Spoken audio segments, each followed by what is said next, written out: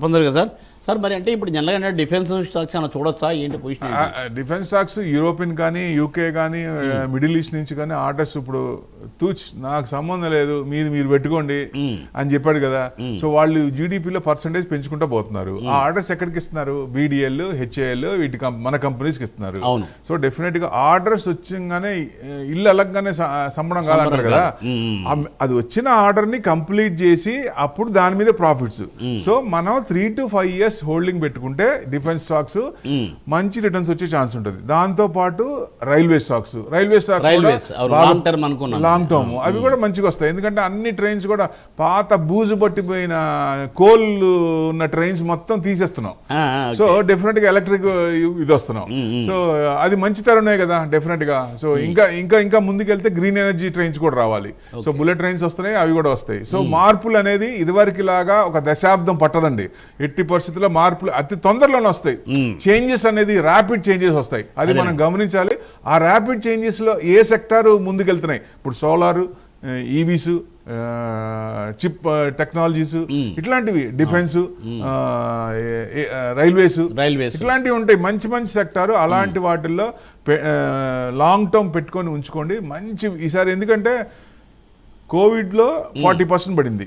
తర్వాత ఎంత పెరిగిందంటే 168% పడింది. ఇప్పుడు మనం ఎంత పడ్డాం? 15% పడ్డాం. రైట్. టరీఫ్లు స్టార్ట్ అయినప్పుడు 20% పడింది. తర్వాత 68 months లో ఎంత పెరిగిందండి? 44% పెరిగింది. So see the difference. ఈ డౌన్ ఫాల్ ని ఉపయోగించుకోండి అంటారు. అవకాశం కాబట్టి డబ్బులు ఉంటే మంచి ఉపయోగించుకోవాలి. మార్కెట్ జోదం ఉంటారు. మార్కెట్ జోదం కాదు, చూసే యాంగిల్ బట్టి, చూసే వాళ్ళ ఒపీనియన్ బట్టి ఉంటుంది. ఇది ఇంట్రాడే కాదు, ఇది డెలివరీ బేస్. మనం బ్యాంక్ లో పెట్టుకుంటే 6% కూడా రాదు. ఇక్కడ 20 to 30% మినిమం రావాలి. అదృష్టం ఉంటే ఎంతైనా రావచ్చు. మనం 40 rupees షేర్లు ఎంత పెరిగినాయండి? కొన్ని కంపెనీలు తాన్లా 40 rupees ఉంది చాలా రోజులు, తర్వాత 2000కి వెళ్ళింది. ఇప్పుడు ఒక 1000 రూపాయలు 40 rupees కొంటే 2000 అంటే ఎంత డిఫరెన్స్ అండి అసలు. లైఫ్ లో ఒక్క జాక్ పాట్ చాలు. ఆ జాక్ పాట్ ని పట్టుకోవాలి. ఇప్పుడు చేపలు పడుతుంటారు, మంచి చేపలు వస్తాయి, మళ్ళీ పిచ్చి చేపలు ఉంటాయి. దాంట్లో మంచి చేపలు దొరికింది అనుకోండి, అదృష్టం కదా, మంచి రేట్ కదా. అట్లానే మనం కూడా మంచి చేపను పట్టాలంటే స్టడీ చేయాలి, మార్కెట్ ని ఇది చేయాలి, ఆ కంపెనీని బాగా ఇన్ అండ్ అవుట్ స్టడీ చేయాలి. చేస్తే ఒక్క మల్టీ బ్యాగర్ చాలు బిలియనర్ అవడానికి. డెఫినెట్లీ సార్, తప్పనిసరిగా. సో సార్ మళ్ళీ మనం దీని మాట్లాడదాం సార్.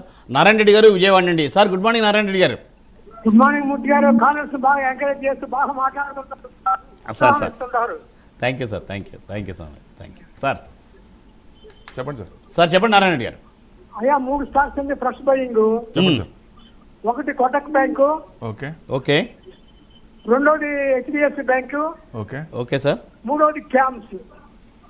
సార్ హోల్డ్ చేస్తున్నారా లేదా ఫ్రెష్ తీసుకుంటారా? Fresh buying. Okay sir, right. చెప్తారు సార్, ప్రభు గారు చెప్తున్నారు. సార్ హెచ్డిఎఫ్సి బ్యాంకు ఆయన డైరెక్టర్ బయటికి వెళ్తూ ఒక అబాండం వేసిన ఆయన కూడా ఫస్ట్ ఇంటర్వ్యూ ఇచ్చారు. దాంట్లో అంత మరి ఇంకా అవుట్పుట్ రావాలి. సో ఆ రిపోర్ట్ బ్యాంక్ నుంచి రిపోర్ట్ రావాలి. ఇక్కడ ఏం లేదు అంటే వాల్యూస్కి కంపెనీ దానికి నాకు పొసగట్లేదు, అందుకే నేను బయటకు వచ్చాను అన్నారు. సరైన సమాధానం, సరైన రీజన్ చూపించలేదు. లేదు, అది ఏం జరిగింది? లోపల నిజంగా వాల్యూస్ లేవా? ఆ కంపెనీలో ఏదైనా జరుగుతుందా? ఇప్పుడు దీపక్ పరేఖ్ గారు వెళ్ళిన తర్వాత జరుగుతుందా? అప్పుడు దాకా ఉన్నప్పుడు హెచ్డిఎఫ్సి లోన్ ఇచ్చిందంటే ఏ బ్యాంక్ అయినా ఇచ్చేస్తారు, కళ్ళు మూసుకుని అంత ఇది ఉంది. సో మరి ఆ పేరు ఏమైపోయింది, ఎందుకు పోయింది? ఇది కావాలి మనకి. సో ఆ రిపోర్ట్ వచ్చినాక మాట్లాడుకుందాం. అప్పుడు దాకా కొంచెం హెచ్డిఎఫ్సిలో ఆగండి. అది కూడా ఇప్పటి నుంచి ఈ ఫస్ట్ నుంచి అనుకున్నాం కదా, రీజిక్ అయిపోయింది, 20% నుంచి తగ్గిస్తున్నారు.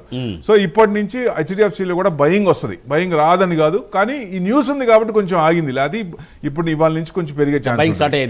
Kotak bank 350, Kotak bank 3.55% down లో ఉందండి. ఇది కొంచెం ట్రెండింగ్ డౌన్ లో ఉందండి, పడుతుంది, ఆగండి. ఇది ఫ్రెష్ బయింగ్ అయితే వద్దంట నేను.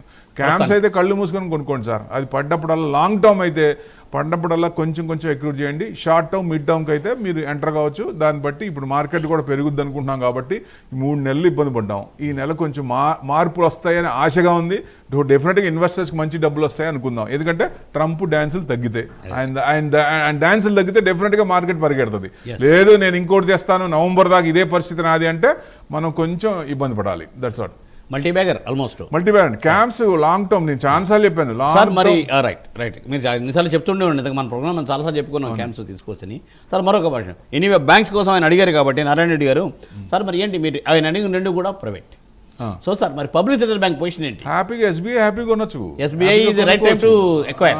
కొనుక్కోవచ్చు. నేను చెప్పేది రికమెండేషన్ కాదు, ఏ లెవెల్లో కొనుక్కోవాలి, లాంగ్ టర్మ్ ఎక్కడ ఉండాలనేది మన ఇండివిజువల్ పర్సెప్షన్ బట్టి ఉంటుంది. సో అట్లా మీరు చూసి మీ అనలిస్ట్ ఎవరైతే ఉన్నారో వాళ్ళని సూచనలు సలహాలు తీసుకొని దాని ప్రకారం ఇన్వెస్ట్మెంట్ చేయండి. ఇప్పుడు నేను చెప్పాను కానీ HDFC అంటే ఐజాంగ్ అని టకా అట్లా కాదు. ఎవరు ఏం చెప్పినా గుర్తుపెట్టుకోండి, ఇది బండ గుర్తు. ఎవరు ఏం చెప్పినా మీరు కూడా స్టడీ చేయాలి. డబ్బులు సంపాదించడం కష్టం, డబ్బులు సంపాదించినప్పుడు పెట్టాలనుకున్న దానప్పుడు మనం కష్టపడమా? 100% చూడాలి. ఎవరో ఏది చెప్పారని కాదు, మీ ఇండివిజువల్గా ఏదైనా ఉండి ఆ కంపెనీ ఏంటి, లాస్ట్ 5 years ట్రాక్ రికార్డ్ ఏంటి, క్వార్టర్ ఆన్ క్వార్టర్ ఏంటి, ఇయర్ ఆన్ ఇయర్ ఏంటి, గ్రోత్ ఉందా లేదా, ఎబిటా బాగుందా లేదా, కంపెనీ ఏమైనా నెగిటివ్స్ ఏమైనా ఉన్నాయా, ఇట్లాంటివి చూడాలి. బేసిక్స్ అండి, పెద్ద రాకెట్ సైన్స్ ఏం కాదు.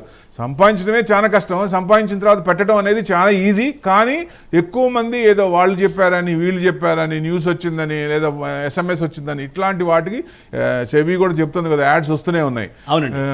సో డెఫినెట్గా అట్లా కాకుండా పడద్దు 100%.